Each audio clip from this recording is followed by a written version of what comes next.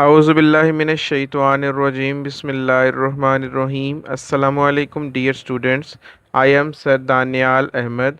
उम्मीद है आप सब खैरियत से होंगे। आज हम लेक्चर नंबर 3 स्टार्ट करने जा रहे हैं। क्लास 9th का एक्सरसाइज है 1.2 स्टार्ट करने लगे हैं। क्वेश्चन नंबर 1 कहता है from the following matrices identify unit matrix, row matrix, column matrix and null matrix. जो मैट्रिक्स हमें गिवन है इनमें से हमने आइडेंटिटी मैट्रिक्स को, यूनिट मैट्रिक्स को, रो मैट्रिक्स, कॉलम मैट्रिक्स और नल मैट्रिक्स को पहचानना है। तो सबसे पहले हम आइडेंटिटी मैट्रिक्स या यूनिट मैट्रिक्स को देखते हैं कि इनमें से कौन सा ऐसा मैट्रिक्स है जो आइडेंटिटी है। अब आइडेंटिटी मैट्रिक्स क्या था? एक ऐसा डायगोनल मैट्रिक्स था जिसकी डायगोनल में जस्ट 1 होगा और ऑफ डायगोनल 0 के इक्वल होगी। आई थिंक डी के अलावा कोई भी यूनिट मैट्रिक्स नहीं है। सो जी जो है वो यूनिट मैट्रिक्स है। नेक्स्ट आता है रो मैट्रिक्स। रो मैट्रिक्स ऐसा मैट्रिक्स होता है जिसमें जस्ट एक रो हो। तो आई थिंक बी के अलावा कोई ऑप्शन ऐसी हमें नज़र नहीं आ रही जो रो मैट्रिक्स हो। नेक्स्ट है कॉलम मैट्रिक्स। कॉलम मैट्रिक्स क्या होता है? जिसमें एक कॉलम हो। सी और एफ ये दो मैट्रिक्स ऐसे हैं जो कॉलम मैट्रिक्स हैं।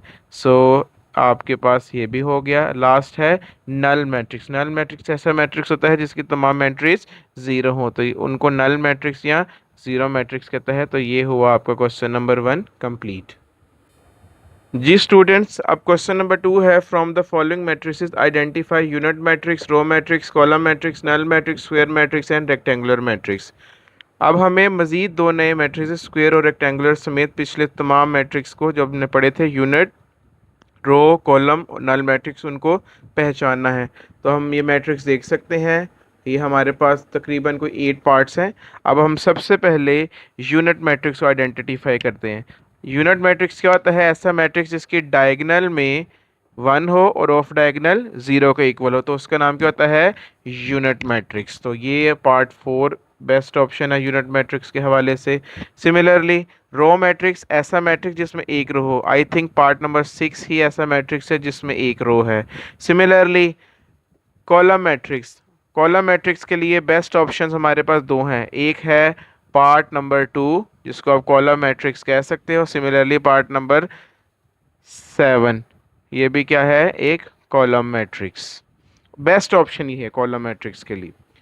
And null matrix, null matrix क्या होता है? जिसकी तमाम एंट्री 0 हो, वो 9th पार्ट है जिसको आप नल मैट्रिक्स कह सकते हैं। इसके अलावा आपके पास अब आ जाती है रेक्टेंगुलर मैट्रिक्स। रेक्टेंगुलर मैट्रिक्स ऐसा मैट्रिक्स होता है जिसकी नंबर ऑफ रो और कॉलम सेम ना हो। जैसा कि पार्ट 1 रेक्टेंगुलर है क्योंकि उसमें 2 रोज हैं और 3 कॉलम्स हैं।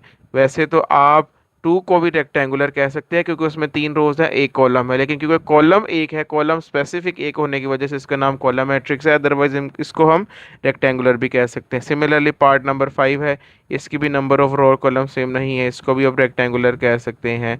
इसी तरह आपके पास 7th पार्ट है, कॉलम मैट्रिक्स है बेस्ट ऑप्शन, आपसे रेक्टेंगुलर भी कह सकते हैं। अच्छा, जब रहता है स्क्वायर मैट्रिक्स। स्क्वायर मैट्रिक्स क्या होता है? जिसकी नंबर ऑफ रो और कॉलम सेम हो। जैसे कि पार्ट नंबर 3 इसमें आपके पास 2 रो हैं, 2 कॉलम है, और पार्ट नंबर 8 इसमें भी आपके पास 2 रोज हैं और 2 कॉलम्स है। मुझे उम्मीद है आपको ये पार्ट नंबर 2 भी समझ आ गया होगा। जी स्टूडेंट, नेक्स्ट क्वेश्चन नंबर 3 करने लगे हैं from the following matrices identify unit matrix, diagonal matrix and scalar matrix. अब हमें इन गिवन मैट्रिक्स में से यूनिट मैट्रिक्स, डायगोनल मैट्रिक्स और स्केलर मैट्रिक्स को फाइंड करना है। अच्छा जी, यूनिट मैट्रिक्स अगेन क्या होता है? ऐसा मैट्रिक्स जिसकी डायगोनल में जस्ट 1 हो और ऑफ डायगोनल 0 के इक्वल हो, तो उसका नाम क्या होता है? यूनिट या आइडेंटिटी मैट्रिक्स। एक तो सी हमारे पास हो गया यूनिट मैट्रिक्स। इसके अलावा स्केलर मैट्रिक्स क्या होता है? ऐसा डायगोनल मैट्रिक्स होता है जिसकी डायगोनल सेम होती है। सो आपके पास एक तो ऑप्शन ए है जिसके अंदर सेम डायगोनल में एलिमेंट्स है। दूसरा अगर आप गौर करें ई को, ई में देखिए फर्स्ट एलिमेंट है 5 - 3, 5 - 3 होता है 2 और 1 + 1 भी होता है 2, लिहाजा आप ई को भी क्या कहेंगे? स्केलर, क्योंकि इसकी डायगोनल में सेम नंबर है जिसका नाम 2 है। रह जाए डायगोनल मैट्रिक्स। अब डायगोनल मैट्रिक्स क्या होता है? जिसकी डायगोनल में कम से कम एक ऐसा एलिमेंट हो जो 0 के इक्वल ना हो, रेस्ट जो ऑफ डायगोनल है वो 0 के इक्वल हो। जैसे कि पार्ट डी को देख सकते हैं, इसकी डायगोनल में एक एलिमेंट 3 ज़रूर है, और बी को देख लें, ये दोनों क्या हैं? डायगोनल मैट्रिक्स हैं। और इस तरह से आपका ये क्वेश्चन नंबर 3 भी आपका बेटा जी कंप्लीट होता है। आपने बस फ़र्क पहचानना है और इसको लिखते जाना है। जी स्टूडेंट्स, अब क्वेश्चन नंबर 4 करने लगे हैं। कहता है find negative of a matrix. Negative of a matrix क्या होता है, ये देखें।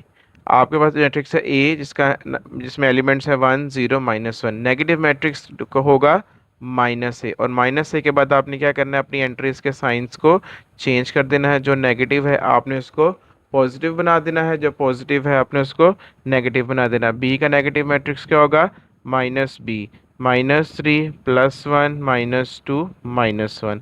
सिमिलरली सी का नेगेटिव मैट्रिक्स क्या होगा, -c, जिसकी तमाम एंट्रीज के साइन चेंज करने हैं आपने, -2 -6 -3 -2। पार्ट डी का नेगेटिव मैट्रिक्स क्या होगा, -d, एंट्रीज का साइन चेंज करें, 3 4 -2 -5।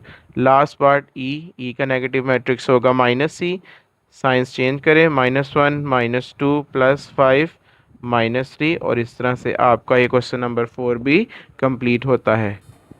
जी स्टूडेंट, क्वेश्चन नंबर 5 करने लगे हैं। Find the transpose of the following. अब ट्रांसपोज कैसे लेते हैं, ये मैट्रिक्स आपके पास है ए, इसके ट्रांसपोज को लिखेंगे ए के ऊपर छोटा सा टी, और डिफाइन कैसे करना है, कॉलम को रो में चेंज कर देना है। सो ये हो जाएगा 0 1 -2। सिमिलरली बी का ट्रांसपोज क्या होगा, बी के ऊपर छोटा सा टी लिखना है, ये रो है, इसको कॉलम में चेंज कर देना है। सो ये हो जाएगा 5 1 -6। इसी तरह आप सी को देखें, सी का ट्रांसपोज होगा, सी के ऊपर टी लिखें, और आपने रो को कॉलम में चेंज कर देना है, कॉलम को रो में। अगर आप देखें ये कॉलम है, इसको मैं रो में चेंज कर देता हूँ, ये बन जाएगा 1 2 3। सेकेंड कॉलम है 2 -1 0, उसको भी रो में चेंज कर दें, बन जाएगा 2 -1 एंड 0। सिमिलरली डी का ट्रांसपोज कैसे लेंगे, रो को कॉलम में या कॉलम को रो में, 2 3 0 5। सिमिलरली पार्ट ई को देखें, पार्ट ई में आपके ट्रांसपोज है ई की पावर टी, 2 3 -4 5। ई के बाद एफ के ऊपर टी है, जिसको आप लिखेंगे 1 2 3 4। और आप देखें रो को कॉलम में चेंज करें या कॉलम को रो में, एक काम करें, और इस तरह से आप किसी भी मैट्रिक्स का इजीली ट्रांसपोज ले लेंगे, और यूं हमारा पार्ट 5 भी कंप्लीट होता है। जी students, last question of exercise 1.2, verify that if a is equal to 1 2 0 1 and b is equal to 1 1 2 0, then part 1 a transpose का transpose is equal to a, part number 2 b transpose का transpose is equal to b। Part number A को verify करते हैं। ए की value आपके पास क्या है, 1 2 0 1। अब सबसे पहले आप ए का ट्रांसपोज लें, वो क्या हो जाएगा 1 2 0 1। अब आप दोबारा से ए ट्रांसपोज का ट्रांसपोज लें, 1 2 0 1। आप देख सकते हैं कि जब आपने ए ट्रांसपोज का ट्रांसपोज दिया तो ये वापस आपका ए के ही इक्वल आ गया, और ये हो जाता है वेरीफाई। सिमिलरली पार्ट बी को देखें, पार्ट बी में बी की वैल्यू आपके पास क्या है, 1 1 2 0। बी का ट्रांसपोज लें, रोज को कॉलम में चेंज कर दें, 1 1 2 0। ठीक है, अब आप दोबारा से बी ट्रांसपोज का ट्रांसपोज लें, ये हो जाएगा 1 2 1 0। तो आप देख सकते हैं कि जब आपने बी ट्रांसपोज का ट्रांसपोज लिया तो ये अगेन बी के ही इक्वल आ गया, और इस तरह से आपका लास्ट क्वेश्चन भी कंप्लीट होता है और एक्सरसाइज 1.2 भी कंप्लीट होती है।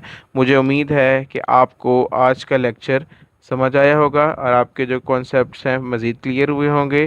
काइंडली हमारे चैनल्स एडू पॉइंट साइंस को ज़रूर सब्सक्राइब कीजिएगा, लाइक कीजिएगा, और आपके जो भी प्रॉब्लम्स हैं उनको कमेंट सेक्शन में ज़रूर शेयर कीजिएगा। इंशाल्लाह जहां तक पॉसिबल हो सका आपको उसका रिप्लाई किया जाएगा। हमें ज़रूर सपोर्ट करें। आपका बेहद शुक्रिया। नेक्स्ट वीडियो का इंतज़ार कीजिएगा। अल्लाह हाफिज़।